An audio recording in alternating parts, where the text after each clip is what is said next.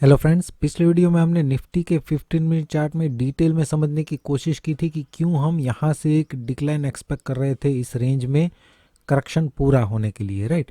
Majority traders जो है वो पॉजिटिव है, ये ऐसा हमने कल भी डिस्कस किया था, लेकिन पैटर्न कंप्लीट करने के लिए एक डिक्लाइन यहाँ तक आना ज़रूरी था क्योंकि ये तब एक करेक्टिव पैटर्न जो है वो पूरी करता है। यहाँ पे 1 और यहाँ पे 2 और उसके बाद हम बाउंस एक्सपेक्ट कर रहे थे। ये हम पिछले 2 वीडियो से डिस्कस करते आ रहे थे, राइट।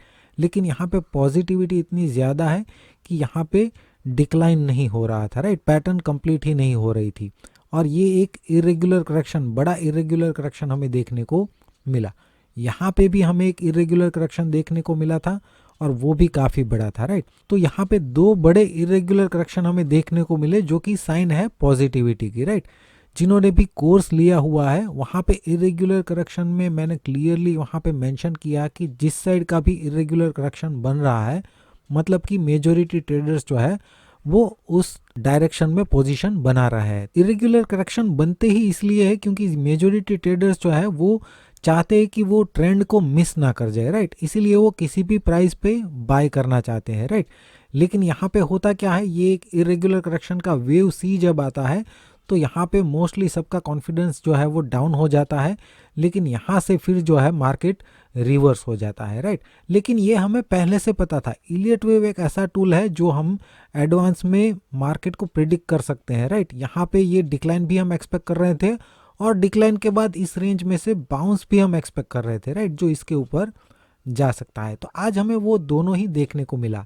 आज ओपनिंग के बाद टेलीग्राम चैनल में हमने ये बाइंग रेंज जो है वो मेंशन कर दी थी, निफ्टी बाइंग रेंज, राइट। 18,008 से लेके 17,969 ये जो है बाइंग रेंज थी और यहाँ से हम एक बाउंस एक्सपेक्ट कर रहे थे, राइट।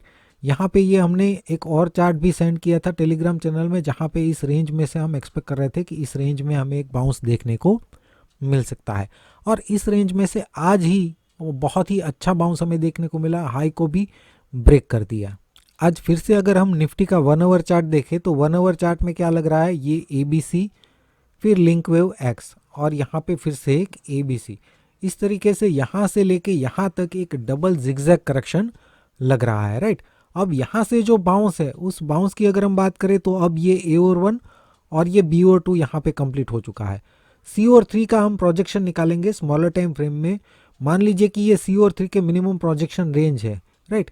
इस रेंज में से अगर ये डिक्लाइन करता है और वो कंफर्मेशन भी हम डाउनसाइड ब्रेक इवन पॉइंट भी हम फाइंड आउट करेंगे स्मॉलर टाइम फ्रेम में और लाइव मार्केट में भी अपडेट करेंगे।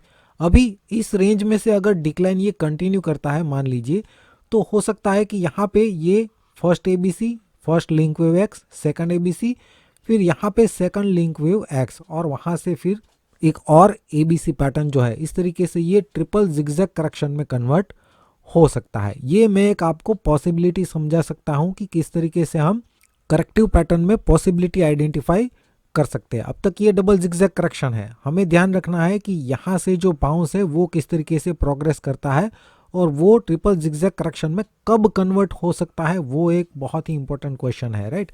हमें यहाँ पे ब्रेक इवन पॉइंट पे पता चल जाना चाहिए कि अब यहाँ पे पॉसिबिलिटी है कि ये ट्रिपल जिगजैग करेक्शन में कन्वर्ट हो सकता है, राइट। तो अभी के लिए तो हमने बहुत ही अच्छी जगह से बाइंग रेंज में से यहाँ पे बाय इनिशिएट किया है, राइट। तो अभी हम इसको सिर्फ ट्रेल कर सकते हैं। यहाँ से जो भी बाउंस हमें जितना भी देखने को मिला तो उसका हम 23 to 38% रिट्रेसमेंट निकाल सकते हैं और 38% के नीचे जो है हम अपना ट्रेल स्टॉप लॉस रख सकते हैं। अभी के लिए यहाँ से जो बाउंस है उस पर फोकस करते हैं स्मॉलर टाइम फ्रेम में। यहाँ पे अगर हम देखें तो ये A और 1 और ये B और 2 कंप्लीट हो चुका है। C और 3 का अगर हम प्रोजेक्शन निकालें तो 100 to 123% की रेंज, ये मिनिमम रेंज है C और 3 के लिए। अब मान लीजिए इस रेंज में से अगर डिक्लाइन करता है तो इस रेंज में आने के बाद हम यहाँ से रिट्रेसमेंट निकालेंगे 23 to 38% और जो 38% का लेवल है उसके नीचे अगर ट्रेड करने लगता है तो ये बाउंस हो जाएगा ABC बाउंस और 38% के नीचे ट्रेड करने लगता है तो इसका मतलब कि ये भी एक लिंक वेव एक्स है और यहाँ से फिर से एक ABC डिक्लाइन जो है नीचे की तरफ जा सकता है और ये करेक्शन जो है डबल जिगजैग की बजाय ट्रिपल जिगजैग करेक्शन में कन्वर्ट हो सकता है। लेकिन ये कब हो सकता है, जब ये यहाँ पे आने के बाद रिवर्स करे और इसका 38% रिट्रेसमेंट जो है उसको ब्रेक करे तो ही, अदरवाइज अगर ये यहाँ पे आने के बाद यहाँ से अगर बाउंस कंटिन्यू करता है तो इसको हम 1 2 और यहाँ से काउंटिंग जो है वो कंटिन्यू करते जाएंगे, राइट। और 38% के नीचे अगर ट्रेड करता है तो ही यहाँ पे जो हमने बाइंग की है उसमें से हम एग्जिट करेंगे, अदरवाइज यहाँ पे हम प्रॉफिट को चलने देंगे, राइट। हो सकता है कि यहाँ पे आने के बाद 38% को ब्रेक कर दे तो यहाँ पे जो प्रॉफिट दिख रहा था उससे बहुत ही कम प्रॉफिट मिले, राइट।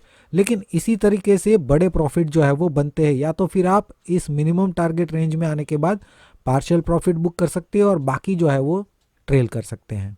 बैंक निफ्टी की अगर हम बात करें तो पिछले वीडियो में 15 मिनट चार्ट में यहाँ पे भी हमने समझा था कि ये बाउंस जो है वो 3 वेव टाइप का बाउंस है, इसके नीचे ट्रेड करता है तो फिर से इसके आसपास हमें बाइंग देखने को मिल सकती है, राइट। यहाँ से फिर से हम बाय कर सकते हैं, पिछले वीडियो में ऑलरेडी हमने डिस्कस किया हुआ है। अगर यहीं से बाउंस करता है इस रेंज में से ही तो ये जो है फिर से रेजिस्टेंस रेंज थी जिस रेंज में ये 5 वेव कंप्लीट कर सकता है, लेकिन यहाँ पे जो है एक डिक्लाइन देखने को मिला और वहाँ से फिर से बाउंस जो है वो कंटिन्यू देखने को मिला, राइट। तो यहाँ पे निफ्टी और बैंक निफ्टी में दोनों में हम एडवांस में प्रिडिक्ट कर पाए कि ये बाउंस जो है वो कन्विंसिंग नहीं है और ये कन्वर्ट हो सकता है इरेगुलर करेक्शन में, और पहले से ही हम डिक्लाइन भी एक्सपेक्ट कर रहे थे और डिक्लाइन के बाद बाउंस भी एक्सपेक्ट कर रहे थे, राइट। तो दोनों ही हमें देखने को मिला। अभी अगर हम बैंक निफ्टी का 1 आवर चार्ट देखें तो यहाँ पे ABC डिक्लाइन कंप्लीट हो चुका है और CO3 का रिट्रेसमेंट जो है उसको भी ये ब्रेक कर चुका था। ऑलरेडी हम बार बार डिस्कस करते आ रहे थे कि ये पॉजिटिव थे, राइट। लेकिन यहाँ पे हम बाइंग का सिनेरियो क्यों नहीं देख रहे थे, क्योंकि ये करेक्टिव पैटर्न कंप्लीट नहीं लग रही थी, राइट। आज यहाँ पे डिक्लाइन के बाद एक बहुत ही अच्छा बाउंस हमें देखने को मिला। अभी ये जो बाउंस है उसको अगर हम स्मॉलर टाइम फ्रेम में देखें तो यहाँ पे ये A/1 और ये इरेगुलर करेक्शन यहाँ पे B/2, CO3 का प्रोजेक्शन निकाले तो 100 to 123% ये मिनिमम प्रोजेक्शन रेंज है। और यहाँ पे आने के बाद हम ये रिट्रेसमेंट जो हमने अभी निकाला है यहाँ से लेके यहाँ तक का उसको शिफ्ट करेंगे, यहाँ पे जो भी हाई बनेगा वहाँ से उस रिट्रेसमेंट को निकालेंगे और 23 और 38% में 38% जो है वो हमारा down side break even point बन जाएगा। इसके नीचे ट्रेड करता है तो फिर से ये नेगेटिव बन सकते हैं, अदरवाइज इसको हम ट्रेल कर सकते हैं। 38% रिट्रेसमेंट को ऊपर की तरफ शिफ्ट करते जाएंगे जैसे जैसे ये नया हाई बनाता जाएगा। इमीडिएट मूव के लिए अगर इसका रिट्रेसमेंट 38% को ब्रेक करता है तो यहीं से ये नेगेटिव बन सकता है, अदरवाइज ये सपोर्ट रेंज है जहाँ पे ऑलरेडी इसके अंदर ही ये क्लोजिंग दिया है और यहाँ से बाउंस जो है वो अभी भी कंटिन्यू कर सकता है और ये मिनिमम टारगेट रेंज है। फ्रेंड्स, अगर आप भी इलियट वेव सीखना चाहते हैं तो वीडियो के डिस्क्रिप्शन में आपको रिकॉर्डेड वीडियो कोर्स का लिंक मिल जाएगा, साथ में एक मोबाइल नंबर भी है। कोई क्वेश्चन क्वेरी है कोर्स रिलेटेड तो वहाँ पे आप कॉल करके पूछ सकते हैं। वीडियो देखने के लिए आपका बहुत बहुत शुक्रिया, धन्यवाद।